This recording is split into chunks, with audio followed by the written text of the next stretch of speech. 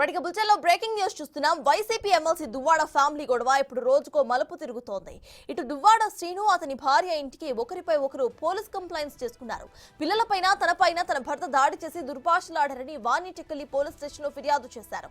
ఇక పిల్లలను తీసుకొని వాణి తనపై దాడి చేసేందుకు వచ్చిందని శ్రీను కూడా కంప్లైంట్ ఇచ్చారు. ఇలా పరస్పర ఫిర్యాదులతో ఈ వివాదం తారాస్థాయికి చేరింది.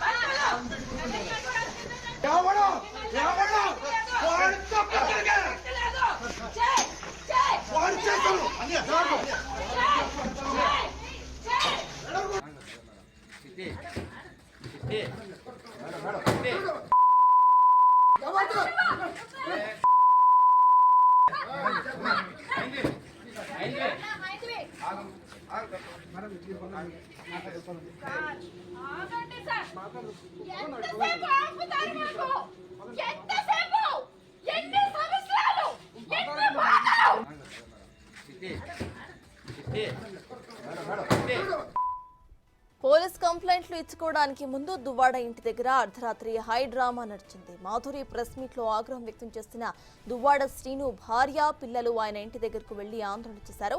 ఇంట్లో నుంచి బయటకు రావాలని డిమాండ్ చేశారు. ఆయన నుంచి స్పందన లేకపోవడంతో తలుపులు తోసుకుని లోపలికి వెళ్లే ప్రయత్నం చేశారు. దీంతో శ్రీను తన పిల్లలపై దాడి చేసేందుకు యత్నించగా పోలీసులు అడ్డుకున్నారు. ఆ తర్వాత ఆయన సన్నగా ఉండే మార్బుల్స్ ప్లేట్ తో దాడి చేయడానికి ప్రయత్నించారు.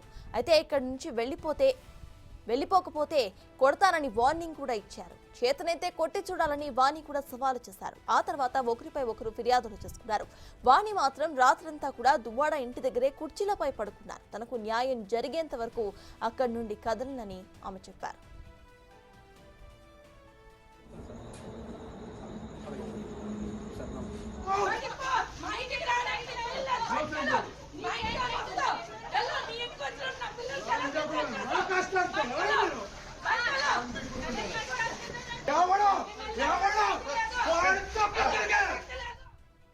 ఇదే విషయంపై పూర్తి డీటెయిల్స్ మా ప్రతినిధి రాము అందిస్తారు. రాము, చెప్పండి, ప్రెసెంట్ దువ్వాడ ఇంటి దగ్గర పరిస్థితి ఎలా ఉంది? అక్కడ పోలీసులు ఏమంటున్నారు? ప్రస్తుతం అయితే దువ్వాడ శ్రీని ఇంటి వద్ద ఉద్రిక్త పరిస్థితి నెలకొంది. రాత్రి ఇరు వర్గాలు దువ్వాడ శ్రీనితో పాటు దువ్వాడ శ్రీను భార్య వాణి కుటుంబాలు కూడా అక్కడికి రావడం జరిగింది. దీంతో రాత్రి ఒకరిపై ఒకరు తిట్టుకోవడం, మరోవైపు ఒకరిపై ఒకరు దాడి చేసుకునే వరకు కూడా వచ్చింది. రాత్రి ఎవరైతే వాణి ఉన్నారో వాణి కుమార్తె ఇద్దరు కూడా లోనికి వెళ్ళడానికి ప్రయత్నం చేశారు. అక్కడే ఉన్న దువ్వాడ శ్రీను వాళ్ళపై కూడా తిట్లు ఓవైపు దూసుకొని రావడం, మరోవైపు కూడా ఆవిడపై దాడి చేసేందుకు ప్రయత్నించడంతో అక్కడే ఉన్న పోలీసులు కూడా వాళ్ళందరినీ మోహరించారు. తర్వాత కూడా ఆ రాత్రి నుంచి కూడా ప్రస్తుతం అయితే దువ్వాడ శ్రీ వాణితో పాటు దువ్వాడి వాణి కుమార్తె హైందవి కూడా అక్కడే ప్రస్తుతం అయితే అక్కడే రాత్రి నుంచి కూడా నిరసన కొనసాగిస్తున్నారు. అక్కడే మొత్తం పడుకోవడానికి ఏర్పాటు చేసుకుని అక్కడే కూడా మొత్తం అన్ని కూడా తీసుకొచ్చి అక్కడే కూడా నిరసన కొనసాగిస్తున్నారు. ప్రస్తుతం అయితే వాళ్ళిద్దరు ఒకరిపై ఒకరు కూడా కేసులు పెట్టుకున్నారు. తమపై దాడి చేశాడు, అత్యాచారం చేయబోయాడు, తమపై దాడి చేసి చంపబోయాడంటూ కూడా దువ్వాడ శ్రీను భార్య వాణి పోలీసులు ఫిర్యాదు చేసిన. మరోవైపు దువ్వాడ శ్రీను కూడా ఈమెపై ఫిర్యాదు చేశారు. మా ఇంటికి వచ్చి మాపై దౌర్జన్యం చేశారంటూ దాడి చేశారంటూ కూడా దువ్వాడ శ్రీను కూడా ఆవిడపై ఫిర్యాదు చేశారు. మొత్తం మీద చూస్తే ప్రస్తుతం అయితే దువ్వాడ వాణి అక్కడ నిరసన కొనసాగిస్తూనే ఉంది. కుటుంబ సభ్యులు కూడా మొత్తం దువ్వాడ వాణికి సంబంధించిన కుటుంబ సభ్యులు కూడా అక్కడే ఉన్నారు. ఇటు వరుసలో కూడా దువ్వాడ శ్రీను మనకు కలిసి ఉండాలనే మా ఉద్దేశం తప్ప ఎటువంటి మాకు వేరే ఆలోచన లేదంటే కూడా దువ్వాడ కుటుంబ సభ్యులు కూడా స్పష్టం చేస్తున్న పరిస్థితి చెప్తారు.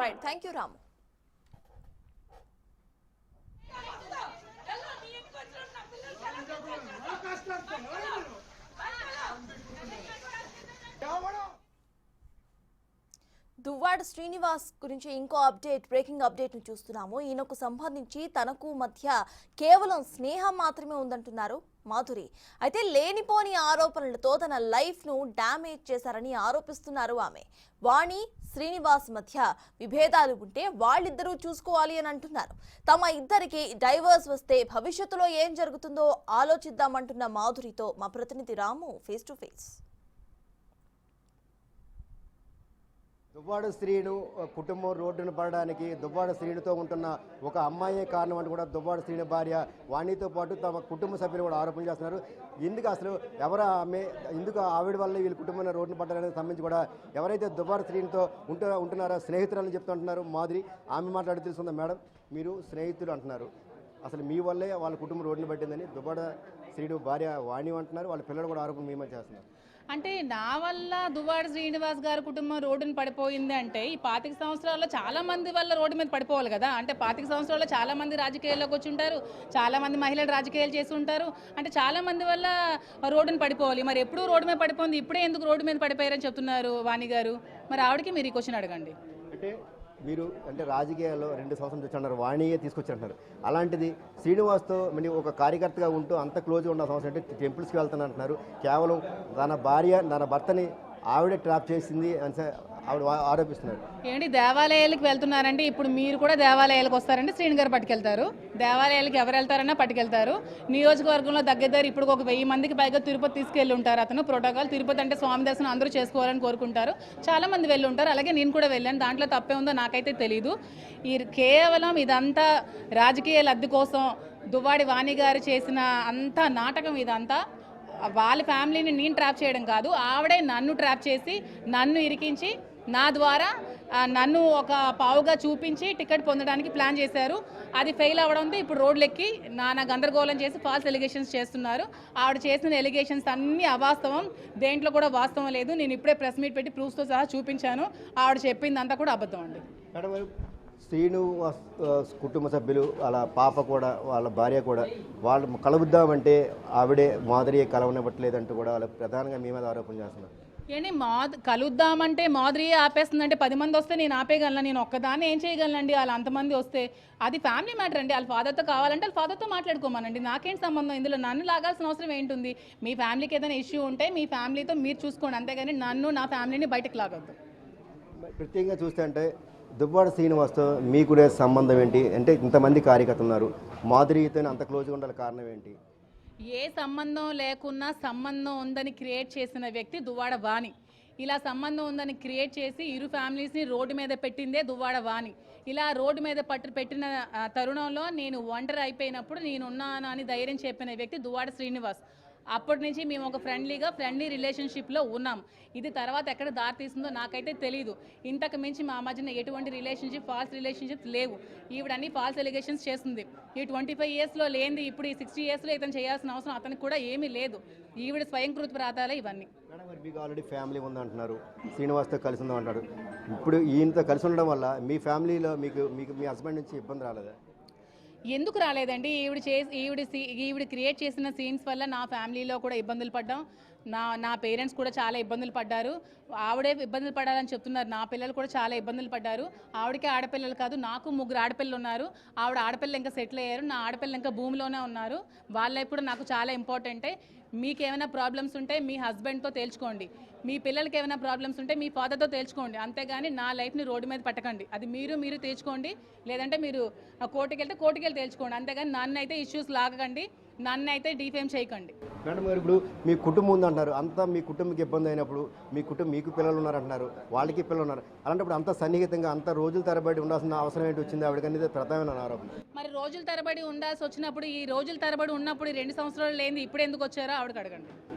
మేడం, ఇప్పుడు శ్రీనివాస్ గారికి సంబంధించి మీరు అంటున్నారు అడల్ట్ అనేది తప్పు కాదు, భవిష్యత్తులో అంటే అని కలిసి ఉండడం తప్పు కాదు అన్నారు. భవిష్యత్తులో అంటే మీరు మీ హస్బెండ్కి ఏమైనా డైవర్స్ చేస్తున్నారు, లేకపోతే శ్రీనివాస్ గారిని ఏమైనా మ్యారేజ్ చేసుకోవాలనుకుంటున్నారా? భవిష్యత్తు ఏ విధంగా ఉండబోతుంది ఇద్దరికి సంబంధించి, శ్రీనివాస్ గారికి మీకు సంబంధించి? ఇంకా ఫ్యూచర్ కోసం మేమేం డెసిషన్స్ తీసుకోలేదండి. ఏదైనా మేము డెసిషన్ తీసుకుంటే, ఏదైనా డిసైడ్ అవుతే ముందు మీకే ఛానల్స్కి అందరికీ పిలిచి ప్రెస్ మీట్ పెట్టి మరి మీ ఇద్దరం చెప్తాం. తన కూతుళ్ళు ఉన్నారు, ఇప్పుడు ఎవరైతే మాధురికి రావడం వల్ల మా పిల్లలకి పెళ్లి కావాల్సి ఉంది, ఈవిడ చేసిన క్రియేషన్ వల్లే మా పిల్లలకి ఈరోజు అనేక ఇబ్బందులు వస్తున్నాయి, సమాజంలో వెళ్ళకి ఇబ్బందులు వస్తున్నాయని వాణి గారు ఆరోపిస్తున్నారు. ఇప్పుడు ఈవిడికి ఒక పాపకు పెళ్ళి, ఇంకో పిల్లకి పెళ్లి కావాల్సి ఉంది, నా పిల్లలు ఇంకా పెరగాల్సి ఉంది, నా పిల్లలకి పెళ్లి కావాల్సి ఉంది. మరి నా పిల్లలకి ఎవరండి రెస్పాన్సిబుల్? నా పిల్లలకి ఎవడు? ఈవిడ చూస్తుందా? ఈవిడ పెళ్లి చేస్తుందా? ఈవిడ చేసిన తప్పులకి నేనెలాగా రెస్పాన్సిబుల్ అవుతాను? ఈవిడ అన్ని తప్పులు చేసి, ఈవిడంతా క్రియేట్ చేసి, ఈవిడ నన్ను ట్రాప్ చేసి ప్రతిదీ ఈవిడ చేసి ఇప్పుడు ఫాల్స్ ఎలిగేషన్స్ చెప్తే ఎవరండి రెస్పాన్సిబుల్? నా పిల్లలకి ఇప్పుడు ఎవరు రెస్పాన్సిబుల్? నా పిల్లలకి ఎవరండి పెళ్లి చేస్తారు? నా పిల్లలకి ఎవరు పెంచుతారు? ఈ ఆల్మోస్ట్ వీళ్ళ పిల్లలు సెటిల్ అయిపోయారు. వీళ్ళ పాపకు పెళ్లి అయిపోయింది, ఇంకొక పాప సెటిల్ అయిపోయింది. నా పిల్లలు ఇంకా 8th class 9th class 3rd class చదువుతున్నారు. వీళ్ళకి ఎవరు రెస్పాన్సిబుల్? నా ఆడపిల్లలకి ఎంతసేపు నీ ఫ్యామిలీ అయినా నాకు ఫ్యామిలీ లేదా? నువ్వే ఒక మహిళవా? నేను మహిళను కాదా? సాటి మహిళను కూడా చూడకుండా ఫాల్స్ ఎలిగేషన్స్ చేస్తావే. నేను చేయలేనా నీ మీద ఎలిగేషన్స్? నేను అనలేనా? నేనంటే ఇవన్నీ ఇప్పుడు ప్రెస్ మీట్లో రావా? కానీ నా తల్లిదండ్రులు నాకు సంస్కారం అనేది నేర్పించారు. నీ తల్లిదండ్రులు నీకు సంస్కారం నేర్పించలేదు. నువ్వు ఒక సంస్కారహీనురాలు.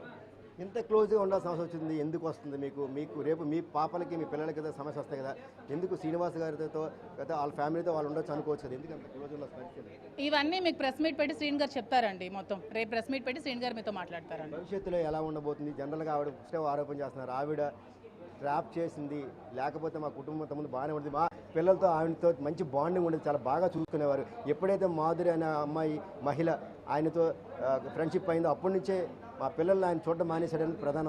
నేను కూడా అదే చెప్తున్నాను. నేను ట్రాప్ చేయడం కాదు, ఆవిడే నన్ను ట్రాప్ చేసింది. ఆవిడే నన్ను రాజకీయాల్లోకి పిలిచింది. ఆవిడే నాకు పదవులు ఇచ్చింది. ఆవిడే శ్రీని గారితో తిరిగని చెప్పింది. ఆవిడే కార్యక్రమంలో చురుగ్గా పార్టిసిపేట్ చేయమని చెప్పింది. ఇవన్నీ నన్ను ట్రాప్ చేసి శ్రీని గారికి నాకు ఏదో ఉందని బయట సమాజానికి సృష్టించి బయటకు బ్యాడ్ ప్రాపగేట్ చేసి టికెట్ కొట్టేయాలన్న ఆలోచనతో ఈ కుట్ర చేసి అలాగే టికెట్ సంపాదించుకుంది. కానీ ఈవిడ చేసిన తప్పులు అధిష్టానం గుర్తించింది. ఈవిడ టికెట్ కాన్ఫిడెంట్ తెలుసుకుంది. శ్రీని గారు మాత్రమే టికెట్ అర్హులని తెలుసుకుని మళ్ళీ శ్రీని గారి టికెట్ ఇవ్వడం జరిగిందండి. మేడం గారు మీకు శ్రీనివాస్ గారు ఓన్లీ ఫ్రెండ్షిప్ ఉందా లేకపోతే ఇంకేమైనా ఉందా? ఇప్పటి వరకు అయితే ఓన్లీ ఫ్రెండ్షిప్ నడుస్తుంది. నిన్నటి నుంచి వీళ్ళు చేసిన ఫాల్స్ ఎలిగేషన్స్కి బయటకు వచ్చిన సొసైటీలే ఈ రూమర్స్కి ఇంకా మేము ఫర్దర్గా ఏం డిసైడ్ అవుతాం అనేది మేము ఫర్దర్ ప్రెస్ మీట్ పెట్టి మీకు అందరికీ చెప్తాం. అంటే మ్యారేజ్ ఇప్పుడు వచ్చిన ఈ రూమర్స్ ఈ యూట్యూబ్లో ఈ ఛానల్స్లో ఇవన్నీ ఇప్పుడు వచ్చాయి కదండి, వీటిని సొసైటీ ఎలా తీసుకుంటుంది?